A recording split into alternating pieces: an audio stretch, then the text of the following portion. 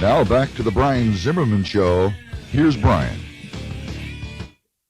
Hi, everyone. Brian here. Thanks for tuning in to another episode of the Brian Zimmerman Show, where I share personal tell-all stories and revelations on my good and bad experiences in sales, music, and radio. I want to talk today about the CSAT or the CSAT assessment test, however the hell you say it.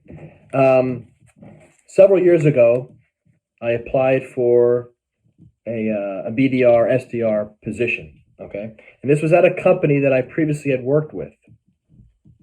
I had talked to one of my coworkers there, a former coworker there, and he encouraged me to apply online. He was going to help me, get through the interviewing process. And long story short, interview process went well.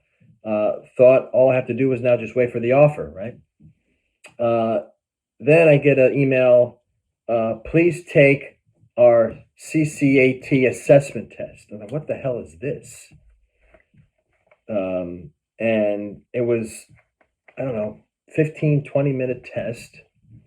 So I did the test, right? And I thought I passed. There were some questions that were silly but I did it, handed it in, submitted it, whatever, and I wasn't getting any callbacks.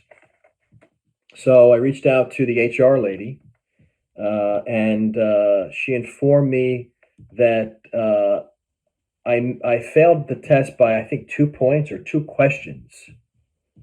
And I'm sorry to inform you, but we can't hire you. And you think that I was applying for an engineering job or, a VP job or some high-tech rocket science position. I think it's absolutely absurd for a sales position, a BDR, SDR position or appointment setter position, whatever word, inside sales position, whatever word you want to use, for people like that, candidates like that, to have to take a test like that. I think it's completely absurd, crazy, and again, these tests should be designed for a CEO position or an engineering position or somebody at NASA, not for some sales position.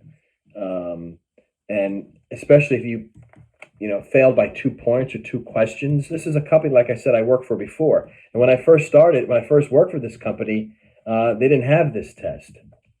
So I was thinking to myself, I think I even mentioned it to the HR lady. I said, I don't have to take this test, do I?